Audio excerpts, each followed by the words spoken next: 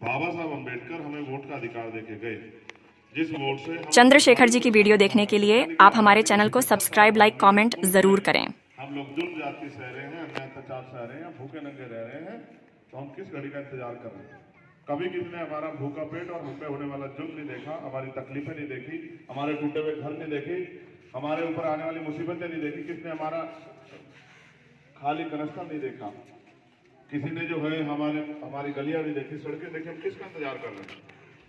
एक बाबा साहब अम्बेडकर ने जब सबने उनका सहयोग किया, संविधान लिख के हमें इस देश में स्वाभिमान सम्मान का जीवन दिया कि आज ये कुर्सी पर बैठने का अधिकार हमें बाबा साहब अम्बेडकर के संविधान से मिला है। आज जितनी भी ताकतें हमें मिली, जितनी इज्जत मिल रही है, जितना रुतबा मिला है, संविधान की वजह से मिला है।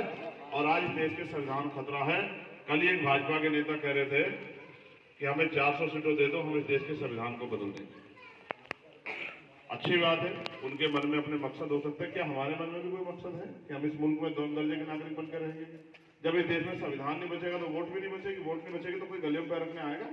कि भाई मेरे नौजवान साथियों बताओ, जो बाबा साहब अम्बेडकर को जानते समझते हैं, जिन्होंने जो जानते हैं कि अगर आज हम पे जो कुछ है बाबा साहब की देन है, तो आप मुझे बताओ मेरे भाइयों, जब वोट का अधिकार रहेगा कोई हमारी सुनवाई करेगा? आज भी संविधान के रहते इतने जुल्म जाते अत्याचार होते हैं, हमारे घरों में आग लगाई जाती है, मूछे रखने पर हत्या होती है, मटकी छूने पर हत्या होती है, घोड़ी पर बैठने पर हत्या होती है। तो भाई इस देश में कब तक जुल्म सह? मैंने तो आपको संघर्ष करके लड़ने के लिए तैयार किया है। और आपसे भी मैं अपील कर रहा हूं, ये जो 3 दिन पहले दिल्ली में हुआ, ये एकमात्र झांकी है। अगर आपने अपनी मजबूत आवाज नहीं बनाई, जैसे काशीराम साहब कहते थे, जिनका दल नहीं होता उनमें बल नहीं होता, जिनके पास बल नहीं होता उनकी समस्याओं का हल नहीं होता, जिनका नेता नहीं होता उनकी बात कोई नहीं कहता। जब तक आप मजबूत आवाज नहीं बनाओगे, आज भी एमपी एमएलए तो है। आपने पिछली बार जिसको एमपी बनाया था 5 साल देखा आपने सदन में बोलते हुए? कभी आपकी गली में आया पूछने? कभी पूछने आया कि घर में किसी को रोटी की परेशानी है, किसी को बच्चे को तकलीफ है, स्कूल की शादी की कोई परेशानी कोई पूछने आया? आप बताओ, आपने वोट क्यों दी थी उसको? इसलिए कि वो वोट लेके एमपी बन के पेंशन ले, नौकरी और तनख्वाह ले। आपको क्या मिला? आप बताओ। तो आप ऐसे ही नेता चाहते हैं तो मैं क्या करूं? मैं तो लड़ रहा हूं और मैंने यही सीखा, मेरे महापुरुषों ने यही सिखाया, मेरे बड़ों ने मुझे सिखाया कि जुल्म जाति के खिलाफ लड़ना चाहिए। मैं तो पूरी ईमानदारी से लड़ रहा हूँ। कोई ऐसा मसला नहीं, चाहे नानसी का मसला हो, चाहे मौलाना साद का मसला हो, चाहे तबलीगी जमात का मसला हो, चाहे हजरत निजामुद्दीन का मरकज का मामला हो, चाहे मौलाना करीम सिद्दीकी का मामला हो, चाहे अखलाक का मामला हो, चाहे नासिर जुनैद का मामला हो, चाहे तबरेज का मामला हो, चाहे अखलाक का मामला हो, चाहे नजीर की माँ के लोग बहते हुए आंसू हो। मैंने तो हर मौके पे आपकी लड़ाई को अपनी लड़ाई समझ के मजबूत करने का काम किया। मैं तो आपसे मदद मांगने के लिए आया हूं, क्योंकि आज आपके हाथ में ताकत है। मैं सड़कों पे रहता हूं, सड़कों पे लड़ता हूं, आगे भी लड़ता रहूंगा। अगर आप चाहते हो कि कोई ऐसा खड़ा हो जाए जो आपकी हर कमजोर मजलूम की आवाज को मजबूती से उठाए, उनके हक हकूक के लिए लड़ाई लड़े और जुल्म होने पे जालिम का डट के सामना करे, तो फिर अपनी वोट से इत्तेहाद करो।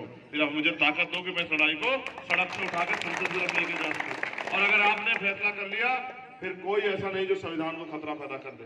देखो, जब आप ताकत बना खड़े करोगे तो और उनको भी ताकत दिखाई देगी, तो फिर उनके जो है ना वो हौसले थोड़े ढीले होंगे। कमजोर ताकत और कभी समझौता नहीं होता। आप भी इधर से ताकत बनाओ। उन पे आज ताकत है, सारी सरकार उनकी है, स्टेट की, सेंटर की सारी मशीनें उनकी है। इलेक्शन कमीशन हो, कोर्ट हो, सीबीआई हो, ईडी हो, इनकम टैक्स हो, पुलिस हो, सब तो उनके पास है। उनका मुकाबला करने के लिए हम पे हथियार के तौर पे बाबा साहब वोट देते हैं। आप महसूस करो, अगर ये वोट ना हो, कौन करेगा आपकी सुनवाई? जब वोट के होते हुए भी और आपके वोट देने के बाद भी कोई आपकी आवाज नहीं उठाना चाहता, तो यदि आपको हमारी वीडियो अच्छी लगी हो तो आप हमारे चैनल को सब्सक्राइब जरूर करें। और आइन में वोट की ताकत है, इस ताकत से अपनी ताकत बना लो, वरना कल आपको कोई पूछने वाला भी नहीं बचेगा। ये तो भला माननीय काशीराम साहब का, इन्होंने संघर्ष करके हम जैसे लोगों को रास्ता दिखा दिया। हमारे एक महापुरुष संघर्ष करके हमें रास्ता दिखा के उसी रास्ते की वजह से आज हम चल रहे हैं। और आप ये भी जानते हो, मेरी माएँ बैठी है, गोली खानी पड़ी, बाकी नेता सीबीआई इनकम टैक्स से डर जाते हैं। और जब मैं उनसे नहीं डरा, मुकदमे जेल से 4-4 बार जेल गया, तो फिर उन्होंने मेरे ऊपर गोली चलाई। 4-4 गोली खाते मैं मैदान में, क्योंकि मैंने यही सीखा कि जुल्म जाति के खिलाफ कभी घुटने नहीं टेकना, जुल्म जाति का मुकाबला पूरी ताकत से करना है। मगर मैं आपसे मदद मांगने के लिए आया हूं मेरे लोगों, कि आप बताओ क्या मुझे इस लड़ाई में आगे बढ़ने का अधिकार है या नहीं है? आप ये बताओ, जब तक आपका चुनाव एमपी यहाँ से आप 17.5 लाख थोड़ा जा सकते हो पार्लियामेंट में, उसको ही तो जाहिर चुन के भेजोगे, वही तो बोलेगा ना। जब तक वो जाके नहीं बोलेगा कि नगीना में एक अच्छे हॉस्पिटल की जरूरत है, हॉस्पिटल कैसे बनेगा आप मुझे बताओ। जब तक वो जाके नहीं बोलेगा कि नगीना के क्षेत्र में पढ़े लिखे नौजवान बेरोजगार घूम रहे हैं, उनके लिए इंडस्ट्रियल एरिया लग के रोजगार के साधन होने चाहिए, तो कैसे बदलाव होगा आप बताओ। जब तक वो यहाँ का चुना हुआ सांसद ये नहीं बोलेगा कि यहाँ अच्छे स्कूल अच्छे कॉलेज बनने चाहिए, तो कैसे बनेंगे आप मुझे बताओ। चाहे यहाँ खो की समस्या हो, बाढ़ की समस्या हो, हमारा पशुओं की समस्या, जब तक आपका नेता चुनाव नहीं जाके बोलेगा, सरकार क्यों देखेगी आपकी तरफ।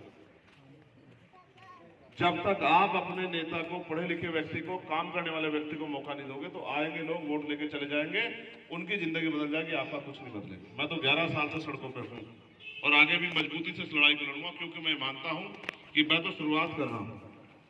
अभी आपका चंद्रशेखर छोटा सा है, अगर आप उसको सींचोगे, खाद पानी दोगे, सींचोगे, तो वो बड़ा हो जाएगा। बड़ा हो जाएगा तो आपको छांव भी देगा, फल भी देगा, आपकी सुरक्षा भी करेगा। अगर इतना सा चंद्रशेखर आपके लिए इतना मुफीद है कि हर जुल्म के खिलाफ लड़ सकता है, हर अन्याय के खिलाफ आवाज उठा सकता है, तो अगर चंद्रशेखर आजाद मजबूत होगा, तो आप सोचो कि जुल्म करने वाला कमजोर होगा या ताकतवर होगा, आप फैसला करो। तो बस मैं तो आपसे मदद मांगने के लिए आया हूं, क्योंकि मेरे मन में इंसानियत के भाव जिंदा है और मुझे पता है कि हमारे महापुरुषों ने इंसानियत को सबसे बड़ा धर्म बताया। इसलिए मैं ना आपको तकलीफ देना चाहता ना खुद को, क्योंकि हो सकता है कल से रमजान शुरू हो जाए, ऐसी भी पूरी उम्मीद है। मैं आपसे ये अपील करता हूँ, ये लोकसभा का चुनाव करो मरो का चुनाव है। अगर इस चुनाव में हमने अपनी ताकत नहीं बनाई, तो शायद 2024 के बाद क्या हो ये आप और मैं नहीं जानते। कौन सा कानून हमारे खिलाफ बने और उस कानून के खिलाफ बनने पे कौन सा जिसको हमने वोट दिया हमारे पक्ष में खड़ा ना खड़ा, ये भी आपको नहीं पता है। इसलिए मैं आपसे कह रहा हूँ कि इस लड़ाई में आप हमारी मदद कराओ। बताओ कराओगे नहीं कराओगे, ईमानदार से बताओ। दोनों हाथ उठा के बताओ जो लोग मदद कराएंगे। भाई दूसरा नहीं उठा रहे, पक्ष में खड़ा ना खड़ा, ये भी आपको नहीं पता है। इसलिए मैं आपसे कह रहा हूँ कि इस लड़ाई में आप हमारी मदद कराओ। बताओ कराओगे नहीं कराओगे, ईमानदार से बताओ। दोनों हाथ उठा के बताओ जो लोग मदद कराएंगे।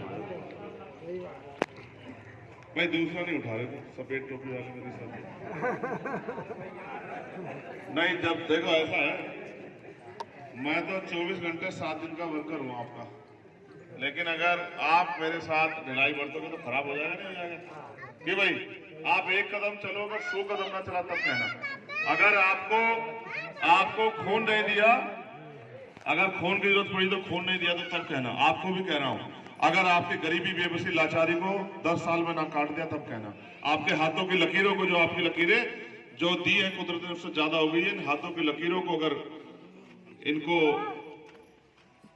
इज्जत ना बख्शी तब आप मुझे कहना। मैं तो बस आपसे मदद मांगने के लिए आया। आप तमाम नेता आके आपसे मदद लेके चले गए और कभी पलट के भी देखा। अगर वास्तविकता में वो अच्छे होते तो आज आपके मकान कच्चे नहीं होते। आज में आपके मकानों प्लस्तर की जरूरत जो है, जो महसूस होती है, वो प्लस्तर हो चुका होता। आपके बच्चे पढ़ लिख के रोजगार कर रहे होते। सरकारी नौकरियां सारी खत्म हो गई है। अब कल किसी गरीब का बेटा कुर्सी पर नहीं बैठ पाएगा और जब भर्ती आती है उसमें पेपर लीक हो जाता है, कोई कहने सुनने वाला नहीं बचा है। पहले अपने नेता थे, जब हमारे नेता होते थे सरकार कुछ भी करने से पहले 4 बार सोचती थी कि इनका मुकाबला करना पड़ेगा, सड़कों पर आ जाएंगे। आज तो नेता सीबीआई का एक नोटिस आता है घर में घुस जाता है, ईडी का एक नोटिस आता है भाजपा ज्वाइन कर लेता है, एक मुकदमा हो जाए तो जेल के डर से वो जय जयकार करता फिरता है। और फिर मीडिया और तमाम तरह के इंस्टीट्यूशन सब सरकार के घुटने टेक चुके हैं। मैं तो आपसे मदद मांगने आया कि लड़ाई में आप मेरी मदद कराओ। और लोकतंत्र में मदद कराने का तरीका यही है कि आप वोट से ताकत दो। और हमारा निशान क्या है वोट की ताकत देने के लिए, बताओ जोर से बताओ क्या है। अभी तो रोजे भी नहीं लगे तुम्हें। क्या है हमारा निशान, बताओ।